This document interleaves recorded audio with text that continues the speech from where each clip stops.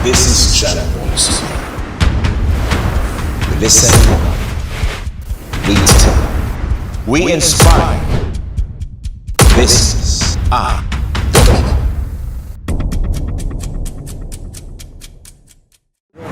Marami man silang nagpapasalamat sa ibinigay na compensation ng mga may-ari ng lupa. May mga residente pa rin dito, lalo na ang mga nakatira sa shoreline ang hindi basta-basta aalis kung hindi mababayaran base sa kanilang demand. Sa video nakuha ng official documenter ng kampo ng mga may-ari ng lupa, nagpahayag ang mga residenteng ito ng kanilang saloobin. Wala mo kung makasabot sa amo ang gibati karon. Wa mi nagdali ana inyong 50, 100 offer, dili mi kapalit og yuta ana. Gubaon pa gid among balay. Og labaw sa tanan, dili balay ang among palito ninyo. Among katungod, among karapatan nga ibalhin mi ninyo asa o bet. Karon ma'am, kay ang Muslim ni demand naman og half M 500 per balay. Ikaw pila man ang imong gusto. Dito ba to, sir? 500 ilaha, sir. Amo sir, more than that. Niingon si Ruki, tama. So, sige, ma'am. Kami nga taga city planning, among ipaabot no gobernador oy ang imuhang gisulti karon. O mumidjit lang mi magpataliwala na may asa mo mutang-up na desisyon. Ang ako lagi pa nga yung ani, nga kung mahimo, tagaan ko ni Gobernador Oy, nga ingani, bisag sulbihon ninyo ang tanang balay, abrihan ako ang tanang mga kwarto sa akong balay, kung sa akong napundar sa unang panahon. Kaya na ba may pangistaan ko, sir. Muna nga, ako, umaloy na ko si Gobernador Oy, nga kaning among area din kaming tanan, iyaming tagaan, nga masatisfy po di, malipay po di, kay tungod 1969, naabot mi dire, nakabalay ko dire 1973 tungod kay nagminyo namin sa kumbana, so dire ko nagbalag. We long for Dabsang owner nga mao ang makig-negotiate namo.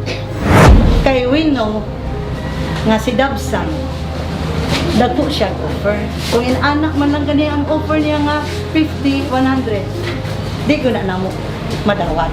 Nagsulti na sila nga gahi ang bulanon. Kung na pa may humok sa cake, sir, humok pa ang mga kasing-kasing o desisyon diha. Basta price is right.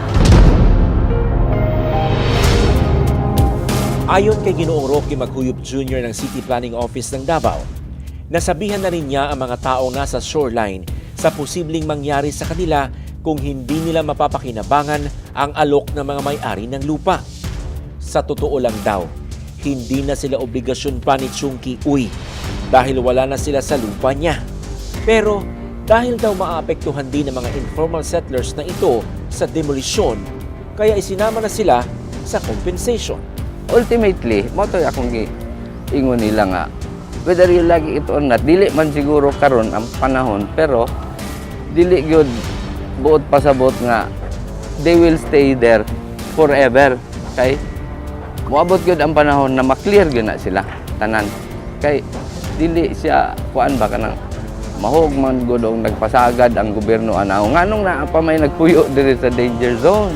Sakaling bibitawan na sila ng mga may-ari ng lupa, babagsak sila sa Urban Development Housing Act of 1992. Under the law, Urban Development and Housing Act in particular, UDHA Law of 1992, you have two choices. Kung dili ka mo avail sa relocation, you will be offered, you will be entitled to monetary financial assistance. Dagdag ni Ginoong Maghuyop Jr. Base sa nakasaad sa nabanggit niyang batas, aabot lang ng 15,000 hanggang 30,000 pesos ang pwedeng ibigay ng gobyerno sa mga informal settlers na pipiliing mabigyan ng financial assistance. They were offered 50,000 sa gagmay nga balay, meaning less than 20 square meters. Kaya na reality, na mga nga nga gagmay ra gyud balay. That's 50. plus 20. That's 70. Pero dako imong balay 100,000 plus 20. That's 120. Sobra ang gi-offer sa ila. Kung ang gobyerno ang nag-negotiate din nila, This will never happen. this will never happen.